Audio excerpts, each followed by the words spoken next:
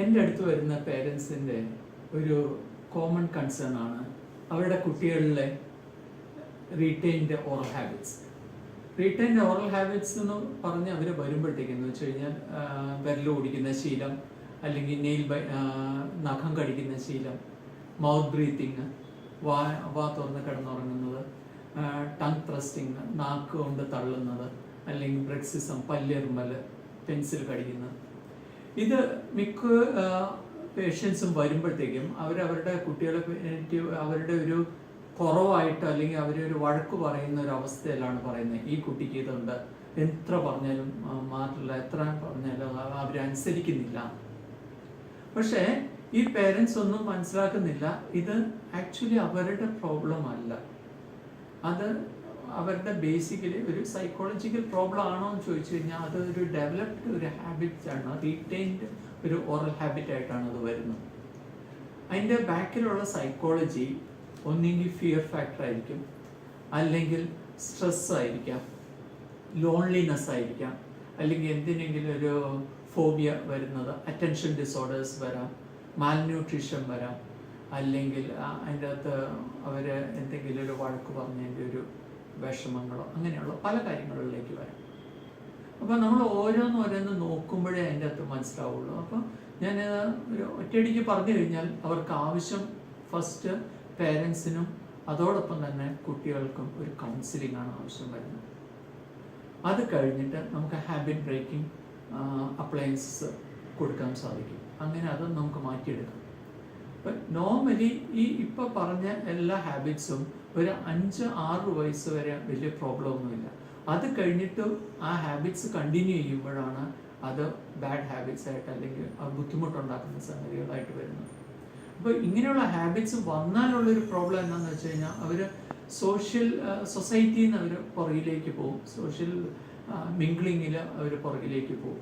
കാരണം പബ്ലിക്കായിട്ട് നാം കടിക്കുമ്പോൾ ആരെങ്കിലും കളിയാക്കി കഴിഞ്ഞ് കഴിഞ്ഞാൽ അവർ പുറകിലേക്ക് പോകും, അല്ലെങ്കിൽ വിരൽ കുടിക്കുന്ന അറിയാതെ കുടിച്ച് കളിയാക്കി കഴിയുമ്പോൾ അവർ പുറകിലേക്ക് പോകും. അപ്പോൾ ഇനി മനസ്സിലാക്കേണ്ടത് ഇതെങ്ങനെ വരുന്നു എന്നുള്ളതാണ്.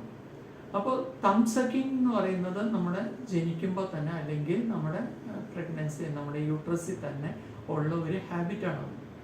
അത് ഡെവലപ്പ് ചെയ്ത് വരുന്നത് അവർക്ക് നമുക്ക് പാല് കുടിക്കാനുള്ള ഒരു നാച്ചുറൽ ഫീലിംഗ് ആയി വരാൻ വേണ്ടിയിട്ടും അവരുടെ ഒരു സെൽഫായിട്ട് ഡിഗ്നിറ്റി കീപ്പ് ചെയ്യാൻ വേണ്ടിയിട്ടും അതിനോടൊപ്പം തന്നെ ധൈര്യം കിട്ടാൻ വേണ്ടിയിട്ടുമാണെന്നാണ് പറയപ്പെടുന്നത്.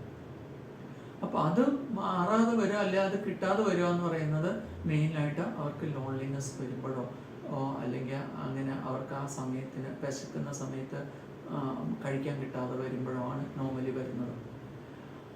നെയിൽ ബൈറ്റിംഗ് വരുന്നതെന്ന് പറയുമ്പോഴത്തേക്കും വിരൽ കടിക്കുന്നത് യൂഷ്വലി പേടിക്കുന്ന ഒരവസ്ഥ വരുമ്പോൾ. നമ്മുടെ ഫേമസ് ആയിട്ടുള്ള ഒരു പഴയൊരു ക്രിക്കറ്റ് കളിക്കാനുള്ള സൗരവ് ഗാംഗുലി, അത് നിങ്ങൾക്കൊക്കെ അല്ലെങ്കിൽ ഇപ്പോഴത്തെ ജനറേഷൻ അറിയാതെ അദ്ദേഹം ടെൻഷൻ വരുമ്പോഴത്തേക്കും കടിക്കും. അതേപോലെ തന്നെ കടിക്കുന്നുണ്ട് ഇപ്പോഴത്തെ കോച്ച്, ക്രിക്കറ്റ് കളിക്കുന്ന കോച്ച് രാഹുൽ ദ്രാവിഡ്, ഞാൻ കടിക്കുന്ന ശീലമുള്ള ഇപ്പോഴും. അപ്പോൾ അത് മാറ്റിയെടുക്കാൻ വേണ്ടി വളരെ സിമ്പിൾ സ്റ്റെപ്സ് മതി. നമുക്ക് അവരുടെ കൂടെ കൂടുതൽ ടൈം സ്പെൻഡ് ചെയ്യാം. പലപ്പോഴും പലരും ചെയ്യുന്നത് അവർ ചെയ്യല്ലേ ആ കുട്ടികളോട് പറയുന്നത് വഴക്കായിട്ട് പറയുകയാണ് ചെയ്യുന്നത്. ഇൻസ്റ്റെഡ് ഓഫ് ദാറ്റ് ഇതിനെപ്പറ്റി മെൻഷൻ ചെയ്യാതെ അവരുടെ കൂടെ കൂടുതൽ ടൈം സ്പെൻഡ് ചെയ്യുക. അവർ കൂടുതലും നിങ്ങൾ ശ്രദ്ധിച്ചു കഴിഞ്ഞാൽ അറിയാം, അവർ ഒറ്റയ്ക്ക് ഇരിക്കുമ്പോഴും അല്ലെങ്കിൽ ഒറ്റയ്ക്ക് പോയി കിടക്കുമ്പോഴുമാണ് ഇത് വരുന്നത്. ഇതേപോലെ തന്നെ വരുന്ന ഒരു സിമിലർ ആയിട്ടുള്ള ഒരു സംഗതിയാണ് മൗത്ത് ബ്രീത്തിങ്. മൗത്ത് ബ്രീത്തിങ് ഇതിൽ നിന്ന് എൻ്റയർലി ഡിഫറെൻ്റ് ആണ്. യൂഷ്വലി അത് വരുന്നത് ഒന്ന് വാ ഡ്രൈ ആകുമ്പോൾ അല്ലെങ്കിൽ മൂക്കടഞ്ഞു കഴിയുമ്പോഴത്തേക്കും അഡിനോയിഡിൻ്റെ പ്രോബ്ലം അല്ലെങ്കിൽ ക്ലൈമറ്റ് ചേഞ്ച് വരുമ്പോഴത്തേക്കുള്ള പ്രോബ്ലം കൊണ്ട് വരുന്നത്. അപ്പോൾ മൗത്ത് ബ്രീത്തിങ് മാറ്റുന്ന ഒരു കോമൺ പ്രോബ്ലം അതോ കോസ് അത് വരുന്നത് നമ്മൾ സീലിംഗ് ഫാൻ്റെ അടിയിൽ കുട്ടികളെ കിടത്തി ഉറക്കുന്നതിൻ്റെ ഒരു അതിൻ്റെ നേരെ താഴെ തന്നെ കിടക്കുമ്പോൾ ഹൈ പ്രഷറിൽ ആ എയർ വരുമ്പോൾ അതിൻ്റെ കൂടെ പൊടിയൊക്കെ വരുമ്പോൾ പെട്ടെന്ന് മൂക്കടയാനുള്ള ചാൻസ് കൂടുതൽ.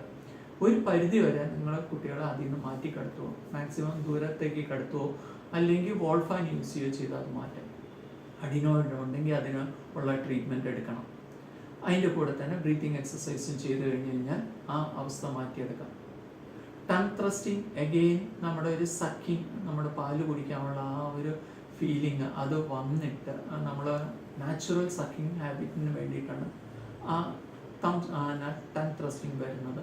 അപ്പോൾ അത് മാറ്റുന്നതും നമ്മൾ അവരുടെ കൂടെ ആദ്യം ഞാൻ പറഞ്ഞ 2 കാര്യങ്ങളാണ് നമ്മൾ കൂടുതൽ മിങ്കിൾ ചെയ്ത് കഴിഞ്ഞ് കഴിഞ്ഞാൽ മാറ്റും. ഇതേപോലെ തന്നെയാണ് ബ്രെക്സിസം, പല്ലിറുമൽ ശീലം. കൂടുതൽ അവരുടെ കൂടെ ടൈം സ്പെൻഡ് ചെയ്യുക, ആ അറ്റൻഷൻ അവരുടെ അടുത്തുനിന്ന് മാറ്റുക.